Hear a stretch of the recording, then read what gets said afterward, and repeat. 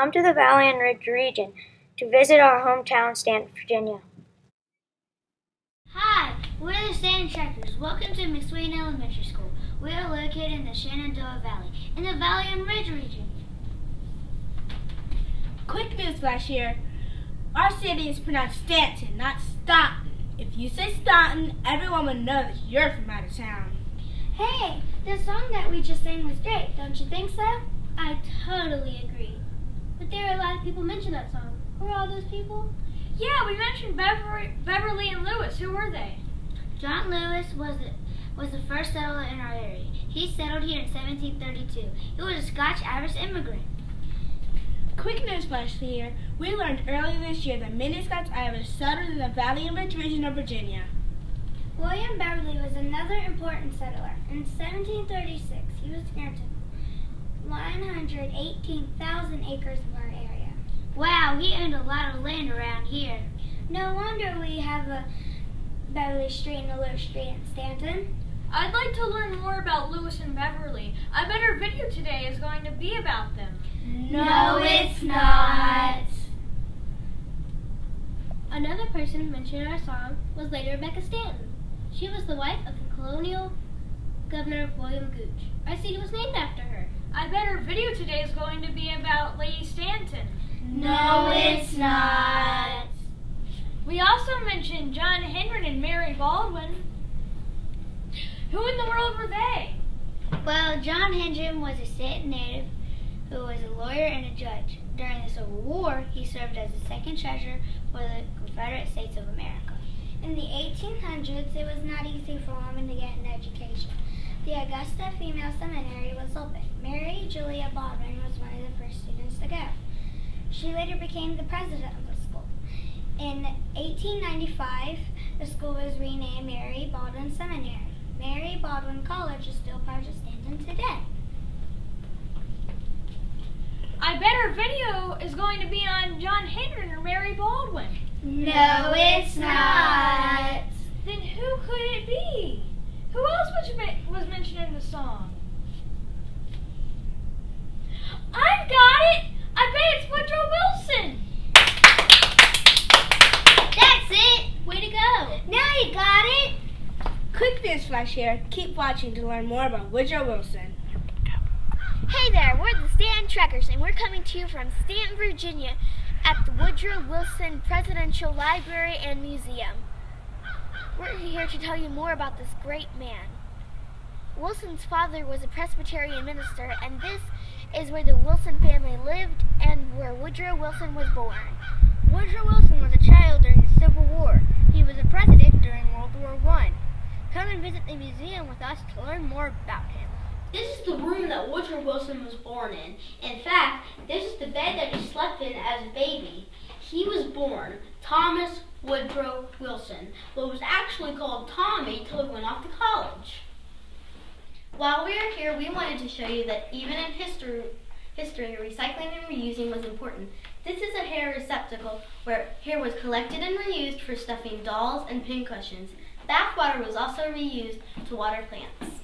As we walk through the hall, we see this grandfather clock, which was given to the Wilsons by the doctor who delivered Tommy. The clock still works today. We are now standing in the study. This is a map that would have been accurate during the time that Wilson lived here. Notice that Virginia looks different than it does now. That's because West Virginia and Virginia were still one state.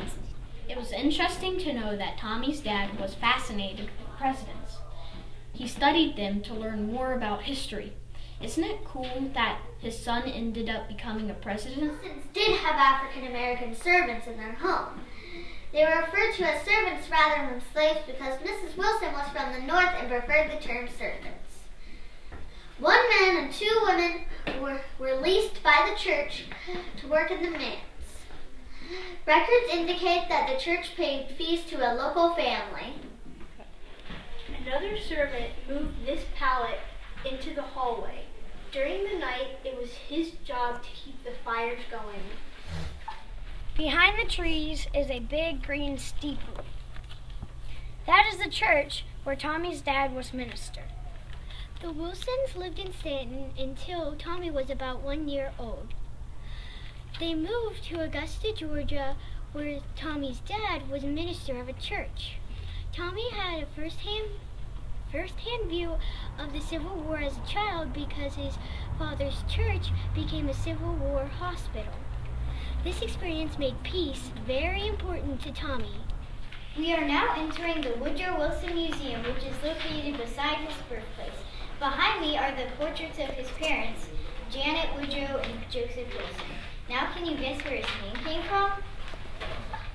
Because he was later president, you would think that learning came easy for him, right?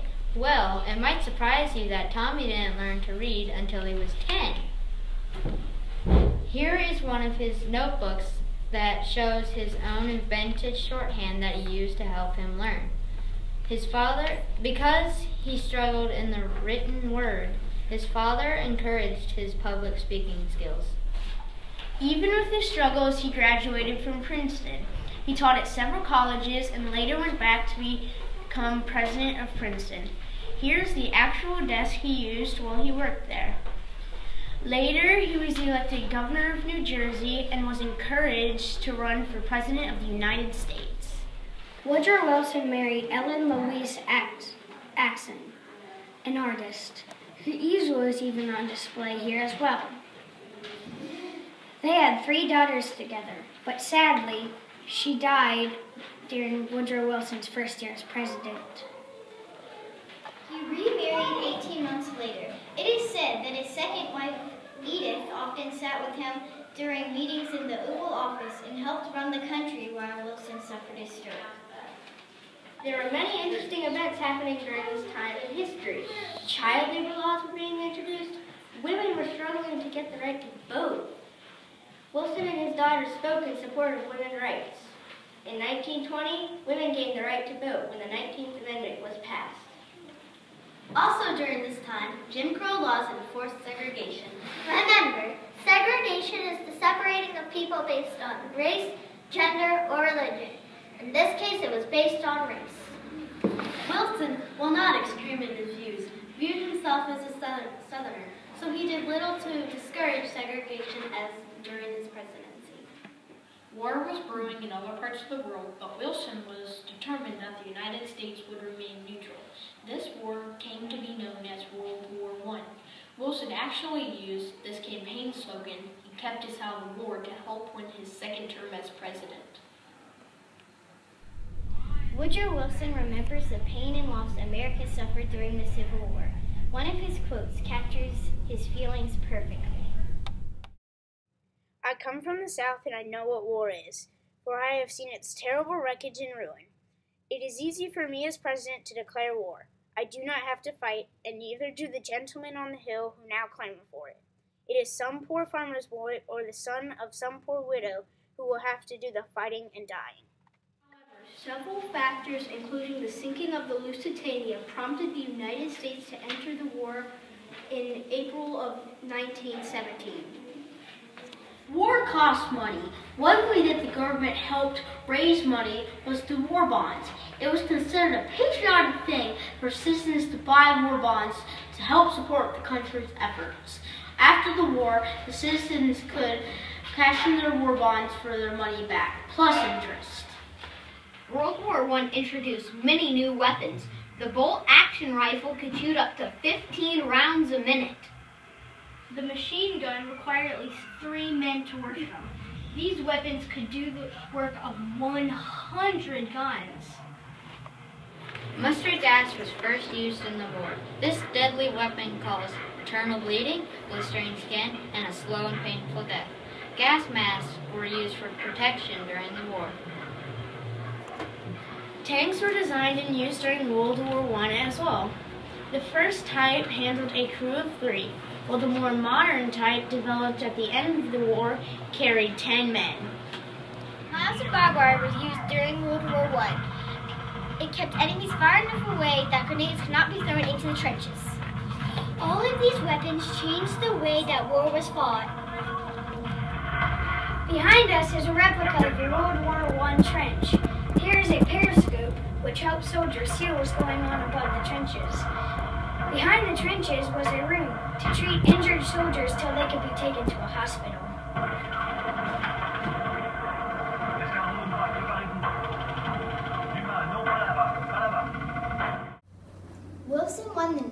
Peace Prize in 1920 for helping build the League of Nations and for writing the 14 Points of Peace. He was the second president to win the Nobel Peace Prize. Unfortunately, he suffered a stroke and wasn't able to travel to Oslo to accept the award in person. Kids, remember for your SOL, you need to remember that Woodrow Wilson was the 20th century president who wrote a plan for world peace. Before we leave, we wanted to show you one of the cars used by Wilson when he was president. This was the Pierce Arrow limousine. This, in fact, was his favorite car when he was a president. In fact, after his presidency, his friends bought it for him for $3,000.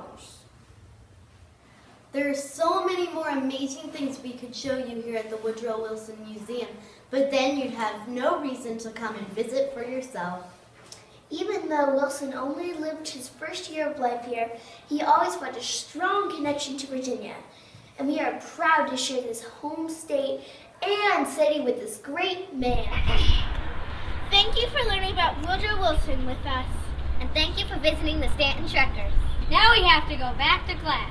Keep on trekking!